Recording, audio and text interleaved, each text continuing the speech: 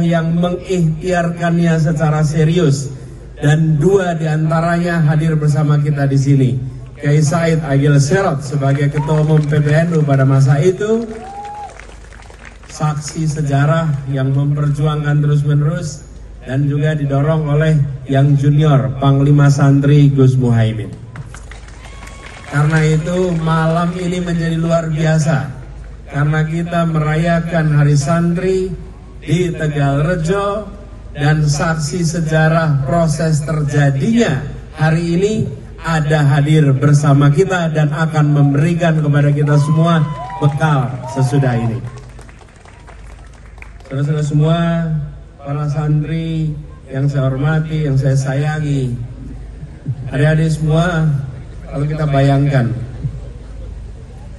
ketika resolusi jihad itu dibuat 22 Oktober 1945, kira-kira 2 bulan sesudah Indonesia menyatakan merdeka. Pada waktu itu banyak yang berpandangan di dunia internasional bahwa kemerdekaan itu hanya diinginkan oleh sekelompok orang.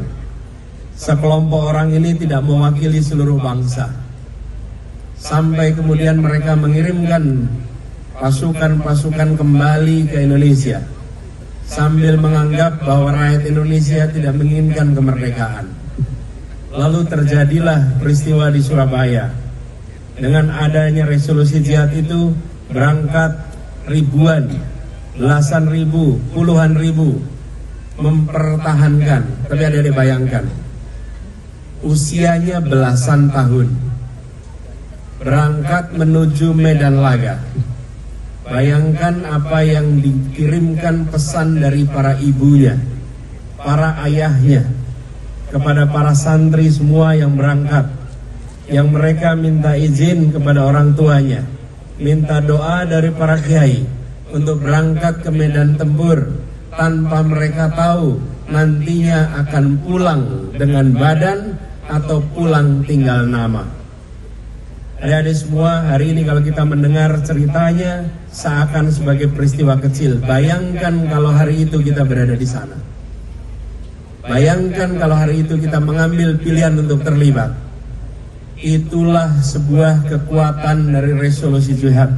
Berhasil membangkitkan, berhasil menggerakkan, dan dunia bergetar ketika Surabaya bangkit melawan kolonialisme Warsa. Dan itulah yang kemudian kita peringati 10 November sebagai Hari Pahlawan. Tapi itu tidak lepas dari peristiwa yang terjadi kira-kira 3 minggu sebelumnya atau 2 minggu sebelumnya. Ini membuktikan ketika negara dalam kondisi gawat, para santri tidak tinggal diam sebagai penonton. Para santri tidak tinggal diam menyaksikan saja. Para santri turun tangan langsung menyelamatkan Republik Indonesia. Bukan berpangku tangan, tapi turun tangan. Dan inilah sebabnya kita semua melihat bahwa peran yang sudah dilakukan di masa lalu dicatat oleh sejarah.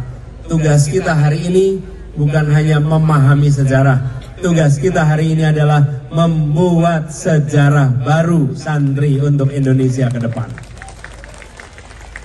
Bila selama ini kita menyaksikan bahwa negeri ini belum sepenuhnya berpihak pada santri, selama ini santri masih menjadi objek, masih menjadi maf'ul. Pada hari santri ini saya mengajak kepada kita semua, mari kita menjadi subjek, mari kita menjadi fa'il dalam pembangunan ini.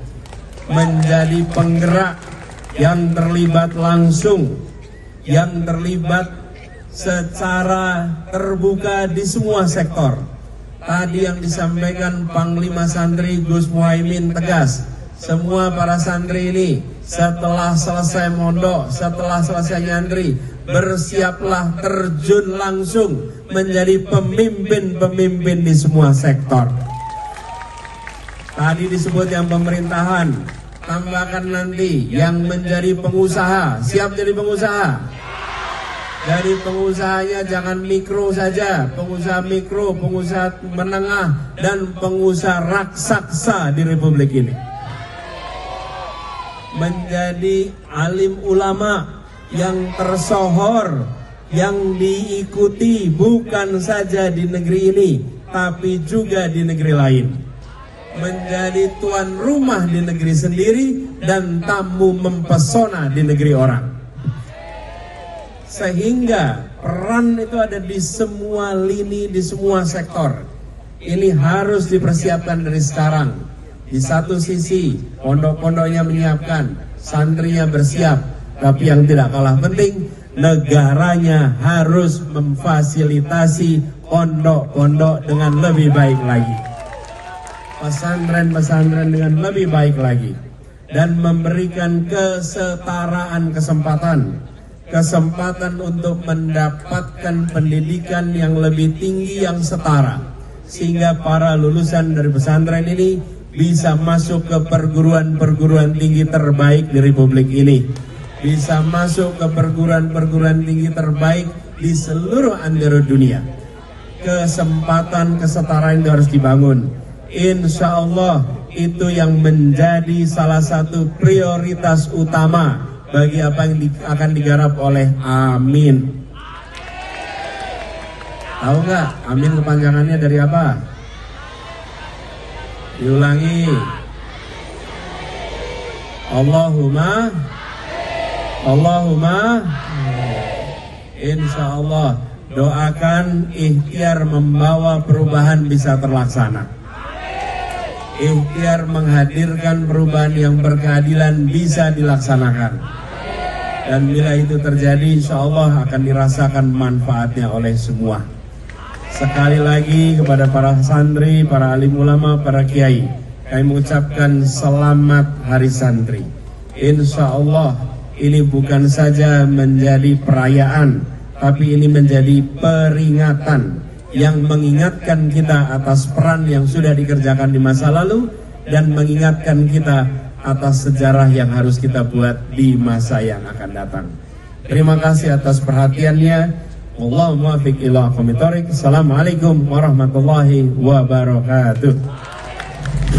Halo teman-teman, jangan lupa terus saksikan konten-konten di Eno Glowing, like and subscribe.